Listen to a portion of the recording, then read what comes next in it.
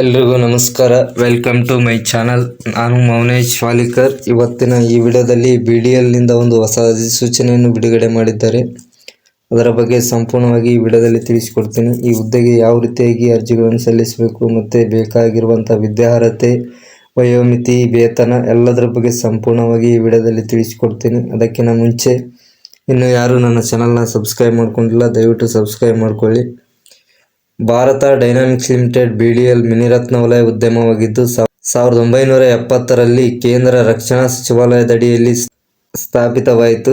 ಯುದ್ಧ ಕ್ಷಿಪಣಿಗಳು ಹಾಗೂ ಜಲದಡಿಯಲ್ಲಿ ಬಳಸಬಹುದಾದಂಥ ಯುದ್ಧೋಪಕರಣಗಳನ್ನು ತಯಾರು ಮಾಡುವ ವಿಶ್ವದ ಕೆಲವೇ ಕೈಗಾರಿಕೆ ಘಟಕಗಳ ಪೈಕಿ BDL ಸಹ ಒಂದಾಗಿದ್ದು, ಈವರೆಗೂ ಭಾರತೀಯ ಸಶಸ್ತ್ರ ಪಡೆಗಳಿಗಾಗಿ ಅತ್ಯುತ್ತಮ ಉಪಕರಣಗಳನ್ನು ಸಿದ್ಧಪಡಿಸುತ್ತಾ ಬಂದಿದೆ.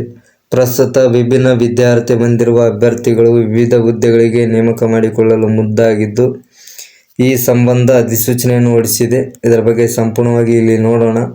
ಇದಕ್ಕೆ ಬೇಕಾಗಿರುವಂಥ ವಿದ್ಯಾರ್ಹತೆಯನ್ನು ಇಲ್ಲಿ ನೋಡೋದಾದರೆ, ಪ್ರಾಜೆಕ್ಟ್ ಇಂಜಿನಿಯರ್ ಆಫೀಸರ್ಸ್ ಹುದ್ದೆಗೆ CA, ICEW, BE, BTech, BSc, ME, MTech, MBA ಪದವಿ ಪೂರ್ಣಗೊಳಿಸಿದವರು ಈ ಹುದ್ದೆಗೆ ಅರ್ಜಿಗಳನ್ನು ಸಲ್ಲಿಸಬಹುದಾಗಿದೆ. ಮತ್ತು ಪ್ರಾಜೆಕ್ಟ್ ಡಿಪ್ಲೊಮಾ ಅಸಿಸ್ಟೆಂಟ್ ಹುದ್ದೆಗೆ ಡಿಪ್ಲೊಮಾ ಪದವಿ ಸಂಬಂಧಿತ ವಿಷಯದಲ್ಲಿ ಮಾಡಿರಬೇಕಾಗಿರುತ್ತದೆ. ಅದೇ ರೀತಿಯಾಗಿ ಪ್ರಾಜೆಕ್ಟ್ ಟ್ರೇಡ್ ಅಸಿಸ್ಟೆಂಟ್ ಹುದ್ದೆಗೆ ITI ಡಿಪ್ಲೊಮಾ ಸಂಬಂಧಿತ ವಿಷಯದಲ್ಲಿ ಪೂರ್ಣಗೊಳಿಸಿರಬೇಕು. ಅದೇ ರೀತಿಯಾಗಿ ಹುದ್ದೆಗೆ ಅರ್ಜಿ ಸಲ್ಲಿಸಲು ವಯೋಮಿತಿಯನ್ನು ನೋಡೋದಾದರೆ, ಮೀಸಲಾತಿಗೆ ಒಳಪಡದ ಹಾಗೂ ಆರ್ಥಿಕವಾಗಿ ಹಿಂದುಳಿದ ವರ್ಗಗಳ ಅಭ್ಯರ್ಥಿಗಳ ಗರಿಷ್ಠ ವಯೋಮಿತಿ 14/2/2024 ತನಕ 28 ಮೀರಿರಬಾರದು. ಅಂದರೆ 28 ವರ್ಷದ ಒಳಗಿನವರು ಈ ಹುದ್ದೆಗೆ ಅರ್ಜಿಗಳನ್ನು ಸಲ್ಲಿಸಬಹುದು. ಅದೇ ರೀತಿಯಾಗಿ SC/ST ವರ್ಗದವರಿಗೆ 5 ವರ್ಷ, OBCಯವರಿಗೆ 3 ವರ್ಷ ಹಾಗೂ ಅಂಗವಿಕಲ ಅಭ್ಯರ್ಥಿಗಳಿಗೆ ಕೆಟಗರಿ ಆಧರಿಸಿ ವಯಸ್ಸಳಿಕೆಯನ್ನು ನೀಡಿದ್ದಾರೆ ಇಲ್ಲಿ.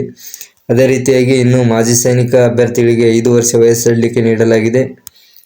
ಅದೇ ರೀತಿಯಾಗಿ ಇಲ್ಲಿ ಖಾಲಿ ಇರ್ತಕ್ಕಂಥ ಒಟ್ಟು ಹುದ್ದೆಗಳನ್ನು ನೋಡೋದಾದರೆ 361 ಹುದ್ದೆಗಳು ಇಲ್ಲಿ ಖಾಲಿ ಇರ್ತಕ್ಕಂಥದ್ದು. ಉದ್ಯೋಗದ ಅವಧಿಯನ್ನು ನೋಡೋದಾದರೆ, ಮೇಲೆ ಉಲ್ಲೇಖಿಸಿರುವ ಹುದ್ದೆಗಳಿಗೆ ಆಯ್ಕೆಗೊಳ್ಳುವ ಎಲ್ಲ ಅಭ್ಯರ್ಥಿಗಳನ್ನು 1 ವರ್ಷದ ಅವಧಿಗೆ ನೇಮಕ ಮಾಡಿಕೊಳ್ಳಲಾಗುವುದು.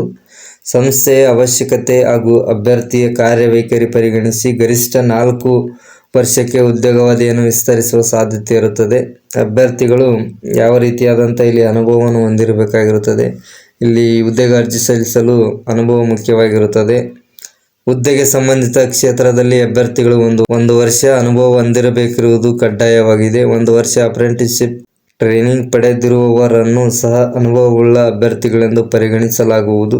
ಅದೇ ರೀತಿಯಾಗಿ ರಕ್ಷಣಾ ವಲಯಕ್ಕೆ ಸಂಬಂಧಿಸಿದ ಲ್ಯಾಬ್, ಕೈಗಾರಿಕಾ ಘಟಕಗಳಲ್ಲಿ ಕಾರ್ಯನಿರ್ವಹಿಸುವವರಿಗೆ ಆದ್ಯತೆ ನೀಡಲಾಗುವುದು. ಇದಕ್ಕೆ ಯಾವ ರೀತಿಯಾಗಿ ರಿಜಿಸ್ಟ್ರೇಷನ್ ಮಾಡಿಕೊಳ್ಳಬೇಕು ಇಲ್ಲಿ ನೋಡೋಣ. 14/2/2024 BDLನ ವೆಬ್ಸೈಟ್ www.bdl.india.in ನಲ್ಲಿ ಕೆರಿಯರ್ ಕಾಲಮ್ನಲ್ಲಿ ರಿಜಿಸ್ಟರ್ ಮಾಡಿಕೊಂಡು ರಿಜಿಸ್ಟ್ರೇಷನ್ ಸ್ಲಿಪ್ ಪಡೆದುಕೊಳ್ಳುವುದು ಕಡ್ಡಾಯವಾಗಿದೆ. ಇಲ್ಲಿ ಖಾಲಿ ಇರ್ತಕ್ಕಂಥ ಒಟ್ಟು ಹುದ್ದೆಗಳು ಪ್ರಾಜೆಕ್ಟ್ ಇಂಜಿನಿಯರಿಂಗ್ ಆಫೀಸರ್ 136 ಹುದ್ದೆಗಳು ಖಾಲಿ ಇದ್ದು, ಪ್ರಾಜೆಕ್ಟ್ ಡಿಪ್ಲೊಮಾ ಅಸಿಸ್ಟೆಂಟ್ 142 ಹುದ್ದೆಗಳು ಖಾಲಿ ಇದ್ದಾವೆ. ಅದೇ ರೀತಿಯಾಗಿ project trade assistant, office assistant 83 ಹುದ್ದೆಗಳು ಇಲ್ಲಿ ಖಾಲಿ ಇದ್ದಾವೆ. ಸಂದರ್ಶನದ ದಿನಾಂಕವನ್ನು ನೋಡೋದಾದರೆ 17, 18, 21, 22 ಅಂದರೆ ಇದೇ ಫೆಬ್ರವರಿ 17, 18, 21, 22 ಈ ದಿನಾಂಕಗಳನ್ನು ಸಂದರ್ಶನ ನಡೀತಿದೆ. ಅಲ್ಲಿ ಅಭ್ಯರ್ಥಿಗಳು ಸಂದರ್ಶನಕ್ಕೆ ಹಾಜರಾಗಿ ಈ ಹುದ್ದೆಗಳನ್ನು ಪಡೆದುಕೊಳ್ಳಬಹುದಾಗಿದೆ. ಮತ್ತು ಈ ಹುದ್ದೆಗೆ ಅರ್ಜಿ ಸಲ್ಲಿಸಲು ಅರ್ಜಿ ಶುಲ್ಕ ಎಷ್ಟು ವಿಧಿಸಲಾಗುತ್ತದೆ ಅಂದರೆ, ಅರ್ಜಿ ಶುಲ್ಕವನ್ನು SBI ಇ-ಪೇ ಮೂಲಕ ಪಾವತಿಸಲು ಅವಕಾಶವಿದ್ದು, ಸಾಮಾನ್ಯ ಆರ್ಥಿಕವಾಗಿ ಹಿಂದುಳಿದ ಅಭ್ಯರ್ಥಿಗಳು, ಇತರ ಹಿಂದುಳಿದ ವರ್ಗಕ್ಕೆ ಸೇರಿದ ಅಭ್ಯರ್ಥಿಗಳಿಗೆ ಮಾತ್ರ ಅರ್ಜಿ ಶುಲ್ಕ ಅನ್ವಯಿಸಲಿದೆ.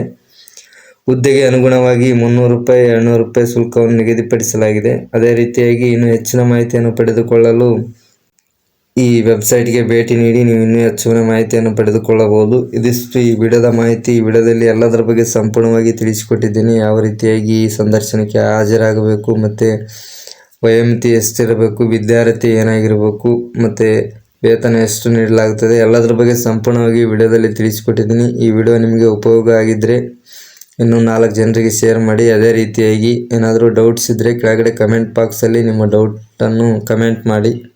ಅದೇ ರೀತಿಯಾಗಿ ಇನ್ನೂ ಹೆಚ್ಚಿನ ಜನರಿಗೆ ವಿಡಿಯೋ ಶೇರ್ ಮಾಡಿ, ಲೈಕ್ ಮಾಡಿ, ಕಮೆಂಟ್ ಮಾಡಿ, ಜೊತೆಗೆ ಈ ಚಾನಲನ್ನು ಸಬ್ಸ್ಕ್ರೈಬ್ ಮಾಡಿಕೊಳ್ಳಿ. ಇದಿಷ್ಟು ಈ ವಿಡಿಯೋದ ಮಾಹಿತಿ. ಇಲ್ಲಿಗೆ ವಿಡಿಯೋ ಮುಗಿಸ್ತಾ ಇದ್ದೀನಿ. ಧನ್ಯವಾದಗಳು.